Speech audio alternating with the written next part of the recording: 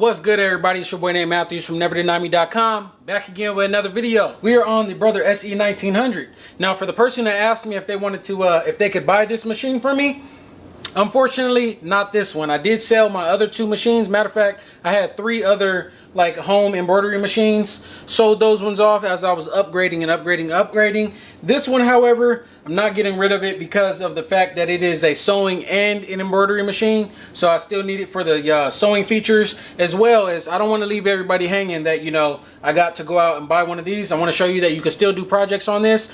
So I'm going to be sometimes using, you know, the big boy behind me. If you guys seen that, if you didn't see it, hit the card that pops up for the commercial machine. There's going to be some videos where I'm going to be stitching on this and then doing the same exact project on the other machine there, and just look at the differences in the quality of the stitch out and the actually which one is it going to get done faster. So with that being said, I did have somebody that only wanted one patch, so I went ahead and used a piece of stabilizer here. Let's go ahead and set our design. Hopefully you guys know the routine by now. Put the machine on there, or put the design on there through USB stick. It says it's only going to take 9 minutes. Another reason why it wasn't going to be too much of a problem to use this machine is because this design is only one color, and it is pretty small as well. And this one has my really tiny needle on it, whereas that one has the bigger needles, the stronger needles to go through hat and heavier material. Go ahead and load up our hoop there. Again, it says it's going to take us 9 minutes. Let's see, we'll throw the lever down, make sure we hoop this through, and where are the scissors? Make sure it's all the way through there. Boom, there it is. All right, 9 minutes coming up, starting with our placement stitch. Got this little tiny piece here. Wasn't gonna be able to do too much with this, so I'll finish it off.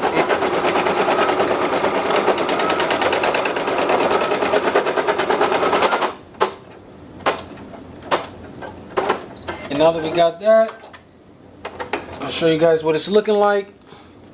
Again, I got this bright light on me. There it is, y'all can see it. So I don't know why it decided to do these little things. Yeah, for some reason I think I told it this was going to be for a multi-needle, and it actually is on a single needle, so I don't really know. But either way, it's not going to be a problem because that's not going to mess up our design. Reaching over in my other drawer to get the applique scissors, and we're going to go ahead and remove some of this material here. Again, it's pretty hard for me to maneuver my hand. However, me keeping my hand straight is probably going to help me in the long run. After we have everything cut out, this is what it's looking like. We'll go ahead and pop it back in. Again, the first couple steps didn't even take a whole minute, so it didn't even knock any time off the clock. Still says 9 minutes here, but I believe since this is all one color, the rest of this entire design is just gonna breeze through. It's not gonna stop anymore at all for the any part of this design. So let's take a close up look. It's gonna go ahead and put a border on it for us to start off. This person specifically asked for this design to be very small. They gave me the exact dimensions and stuff that they wanted, so we're making it happen for them. And it looks like it might be small enough for a hat. I don't want to see me making a hat or something, hit the card that might pop up. But yeah, designs like this is like 2 inches or something like that. This will be a good size for a hat. There it is. Put the whole body on there.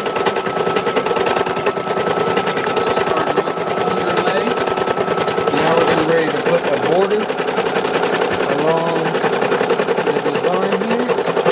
Hopefully it stays registered, because you've seen that I used a little extra small piece of stabilizer there, so it looks like it's folding up along the sides. However, the main border and everything like that is still all registered. The current part is doing looks to be still registered, so I think everything should still be fine, even though we do not have a full piece of stabilizer in here at the time. Help us out a little bit too, as a matter of fact. Normally on the other machine it would stop after every single letter and cut the jump stitch, but with this being so small, it's probably best, to be honest, to keep them all connected, because it's so small you can't even see that they're connected. Nice and legible. Again, this design is probably 2 inches. And you can definitely go in here. You can read the words in the actual design more than you can read them on the screen there. You can't even read that, but you can definitely read this. So hold up. The reason why you guys want to do a good job when you do the job is because usually people come back if they like your work, and that's exactly what happened this time. So we're gonna go ahead and make a remix of the design that we just completed and make 2 more versions. Good thing is, I believe, if I did my sizing correctly, both of the 2 versions that we got to do should be small enough to fit right here on this 4x4 inch embroidery hoop. Because I want to use, you know, the hoop to make 2 different designs, I'm gonna go ahead and get our placement, and we're gonna stitch it all the way in the corner there. So hopefully that gives us enough room. We're gonna start off with our placement stitch. And usually if I could just put the material in there, we'll stitch it on. It's not going to have like a thick border or nothing like that, because I guess they plan to stitch this directly into a shirt or something like that. I don't know. But I'm going to be using a very, very small piece of scrap fabric here. So I definitely do need our placement stitch so I know where to put this, because I think this is just going to be barely wide enough to get this design on here. So let's slide this into place now. Alright, it looks like it's gonna work. However, I probably should clip the little thread. Let me grab it from the other machine behind me. We'll clip the extra material here because we know we're not going to use that. Alright, and I might have to hold it here in place a little bit because it looks like, again, it is the perfect fit. I'll let you guys get a close-up actually. If I move this even slightly to either side, the material or the our placement is going to be exposed. So let's line this up perfectly. I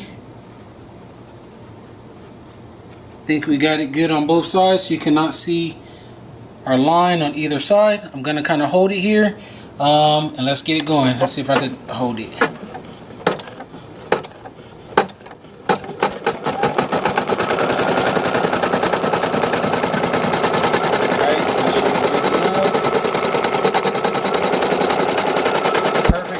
Why I really try not to throw away any scraps, because they can be useful for something. In this case, exactly what I needed for.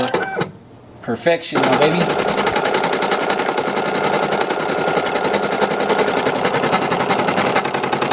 Still captures the detail.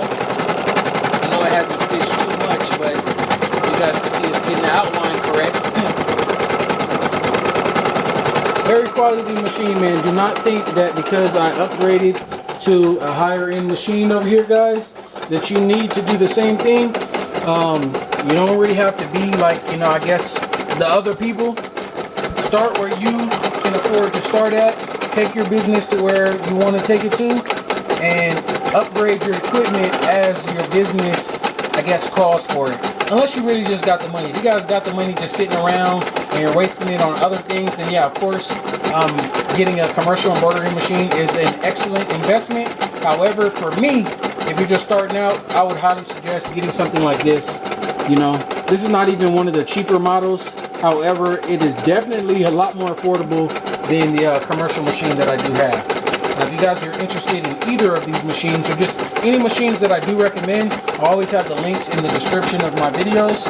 So make sure you guys take a look at those and get yourself gamed up, you feel me? And then when you guys are ready to get your designs going, if you need some patches to get started, so you guys can start stitching out your own stuff, go to my website, neverdenieme.com, and you know, I'm gonna take care of y'all.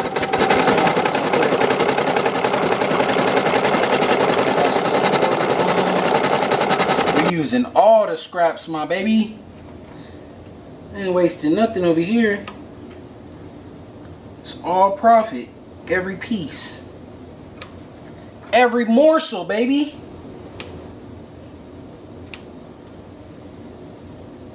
So now when we load up the second design, it should only be about 2.5 inches, and I believe that's enough space. Keep in mind, I did move this all the way to the left and all the way up the maximum amount that it could let me. The lighting is like horrible on this thing, so there it is. It looks like I'm kind of back in the frame. Y'all can see me.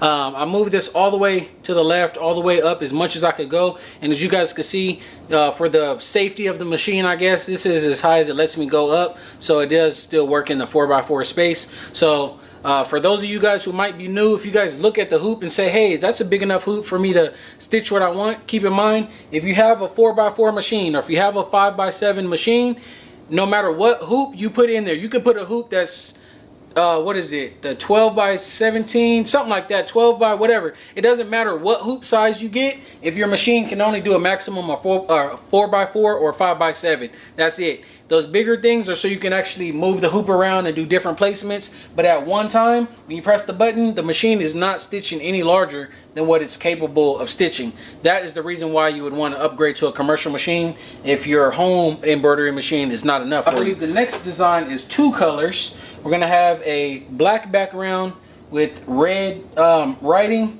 So let's go ahead. I don't know if I want to remove it yet. Let me just go ahead and cancel this one. We'll back out on this because we are all complete. And we'll load up the next one. Let's go ahead and move it all the way to the right, all the way to the bottom. We're gonna do a quick trace out. And it does look like, ooh, that is pretty close, but it does look like it's going to give us enough space.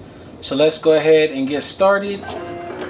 And I'm going to let it stay on there right now. I guess I'll do the applique at the... No, I need to do it right now. My bad. Got to do it right now. That way, since it's all one color, it's not going to stop after we start the next step. So it's just going to keep on going.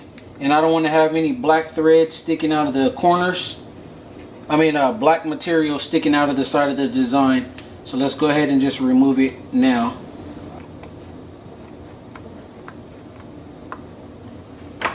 There we go.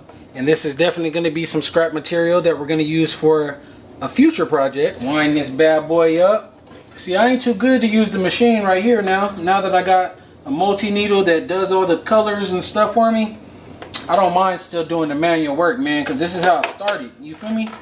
This is how he started, and this is how we do it, like Montel Jordan. No gaps, no nothing like that. You don't see none of the white bobbing from the bottom showing on top. Superb, if you ask me. And again, we got it just coming off, not that one right there, but our secondary spool right here. It's coming right off of there. Y'all see it got some lint on it too. It's all good though. Make sure, again, y'all follow them steps right there. Follow me on Instagram. Go to the website. Tell a friend to tell a friend. Get at me.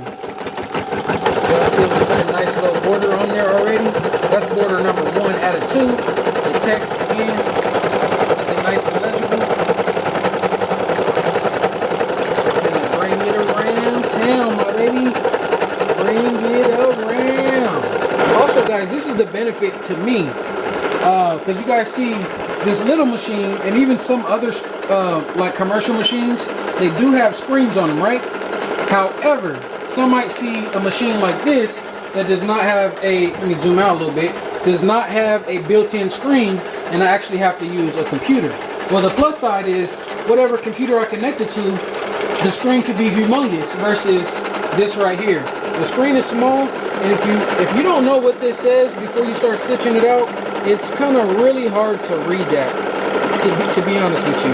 Even on both sections right there, you can't really read that. I can see, it looks like it says power right there, and I can see power on that side, but realistically, that's the only thing that I can read. And I guess agility, because I know it says agility, but looking at the rest of it, I can't read it. However, if I have the same exact design on a screen like this, oh yeah, you're going to be able to read every single letter. Good thing is though, we can read it when it stitches out, so that's good too.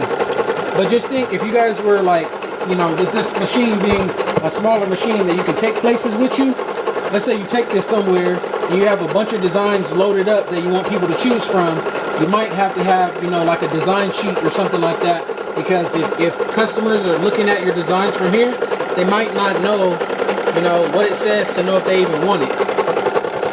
So you would have to have a whole bunch of samples set up and all that. So we have all 3 of the designs.